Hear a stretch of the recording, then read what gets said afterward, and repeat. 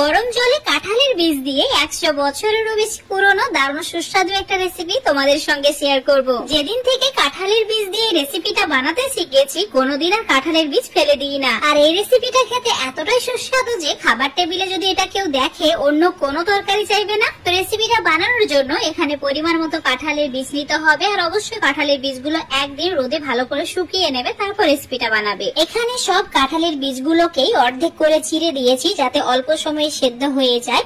এখন কড়াইয়ে 1 গ্লাস জল দিয়ে কাঁঠালের বীজগুলো অ্যাড করে দিতে হবে, সামান্য পরিমাণে নুন অ্যাড করে দেবে।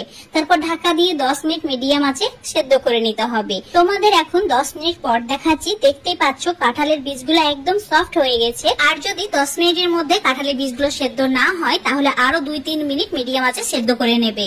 এখন গরম জল থেকে তুলে নিয়ে ঠান্ডা করে নিতে হবে। হালকা একটু ঠান্ডা হয়ে গেলেই খোসাগুলোকে ছাড়িয়ে নিতে হবে। ওপরে শক্ত খোসাটাকে অবশ্যই ভালো করে ছাড়িয়ে নেবে, এটা থাকলে কিন্তু রেসিপিটা খেতে একদমই ভালো লাগবে না। তো সবগুলো ভালো করে পরিষ্কার করে নেওয়া হয়ে গেছে। এবার একটা মিক্সার জারের মধ্যে কাঁঠালের বীজগুলোকে নিয়ে নিতে হবে, আর এরই সঙ্গে অ্যাড করে দিতে হবে 1/2 কাপ ছোট করে কেটে নেওয়া নারকেল। তো অবশ্যই নারকেলটা দেওয়ার চেষ্টা করবে। নারকেলটা দেওয়ার কারণে এটা খেতে এতটাই সুস্বাদু হয় যে বারবার বানিয়ে খেতে মন চাইবে। এখন 1/2 কাপ মতো জল অ্যাড করে ঠিক এইভাবে পেস্ট করে নিয়েছি। এখন এটা সাইডে রেখে দিতে হবে। এবার চুলার উপর একটা ফ্রাই প্যান নিতে হবে, দিয়ে দিতে হবে 3 চামচ মতো সরষের তেল। তেলের পরিমাণটা একটু বেশি রাখবে। তেল খুব ভালো করে গরম করে নিতে হবে। গরম হয়ে গেলেই অ্যাড করে দিতে হবে বড় চামচের 1 চামচ রসুন কুচি, আর দিতে হবে 2টি শুকনো লঙ্কাকে ছোট ছোট টুকরো করে কেটে নিয়ে এবার 10 সেকেন্ড মতো ভেজে নিতে হবে মিডিয়াম আঁচে। তো মিডিয়াম আঁচে 10 সেকেন্ড ভেজে নেওয়ার পর অ্যাড করে দিয়েছি বড় সাইজের একটা পেঁয়াজকে ছোট ছোট টুকরো করে কেটে নিয়ে, মানে 1/2 কাপ মতো পেঁয়াজ কুচি, তার সঙ্গে 2টি কাঁচা লঙ্কা ছোট করে কেটে নিয়ে এবার একটু সময় নিয়ে ভেজে নিতে হবে। পেঁয়াজ পুড়িয়ে ফেললে হবে না, হালকা লালচে করে ভেজে নিতে হবে। 3 থেকে 4 মিনিট সময় ধরে মিডিয়াম আঁচে ভেজে নিয়েছি। ঠিক এইরকম ভাজা হয়েছে। এবার এর মধ্যে অ্যাড করে দিতে হবে আগে থেকে পেস্ট করে রাখা কাঁঠালের বীজ। সম্পূর্ণ কাঁঠালের বীজের মিশ্রণটা অ্যাড করে দেওয়ার পর চুলার ফ্লেমটা মিডিয়াম টু হাই করে রেখে অনবরত নাড়াচাড়া করতে হবে 5 মিনিট।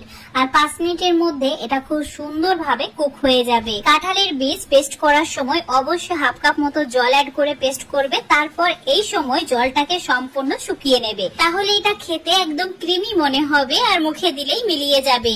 তো তোমাদের এখন 5 মিনিট পর দেখাচ্ছি। দেখতেই পাচ্ছ জলটা অনেকটাই শুকিয়ে গেছে আর খুব সুন্দরভাবে এটা রেডি হয়ে গেছে। এবার চুলোটাকে অফ করে দিতেও পারো এই সময়, আবার লো ফ্লেম করে রাখতেও পারো। তারপর সরষের তেল অ্যাড করে দিতে হবে। 1 চামচ মতো সরষের তেল অ্যাড করেছি চুলোর ফ্লেমটা লো করে রেখে। তারপর একটা বড় সাইজের লেবুকে অর্ধেক করে কেটে নিয়ে রসটা সম্পূর্ণ অ্যাড করে দিয়েছি। তো এখন খুব ভালো করে লো ফ্লেমে 1 মিনিট মিশিয়ে নিচ্ছি। তো তোমরা চাইলে চুলোটাকে অফ করে দিয়েও মিশিয়ে নিতে পারো, এতে স্বাদের কোনো পরিবর্তন হবে না। মেশানো হয়ে গেলে একদম দেখতে এইরকম হবে আর খুব সুন্দর একটা সুগন্ধ বের হচ্ছে। এখন এটাকে সার্ভ করে নিতে হবে। যারা কোনোদিন কাঁঠালের বীজের ভর্তা বা কোনো রেসিপি বানিয়ে খাওনি অবশ্যই এইভাবে একবার বানিয়ে খেয়ে দেখবে।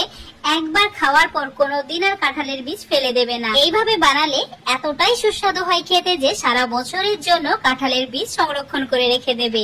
আজকে তোমাদের সঙ্গে কাঁঠালের বীজ দিয়ে 100 বছরেরও বেশি পুরনো একটা রেসিপি শেয়ার করলাম। আশা করছি রেসিপিটা তোমাদের ভালো লেগেছে। ভালো লাগলে অবশ্যই বাড়িতে একবার ট্রাই করে দেখবে, আর তারপর কমেন্ট, লাইক, শেয়ার করে দেবে। রেসিপিটা ফেসবুক পেজ থেকে দেখলে পেজটাকে ফলো করে নেবে, ইউটিউব থেকে দেখলে চ্যানেলটাকে সাবস্ক্রাইব করে রাখবে আর এরকম রেসিপিগুলো পাওয়ার জন্য। তো বন্ধুরা অবশ্যই বাড়িতে এইভাবে একবার ট্রাই করে দেখবে, কেমন হয়েছে অবশ্যই কমেন্ট করে জানাবে।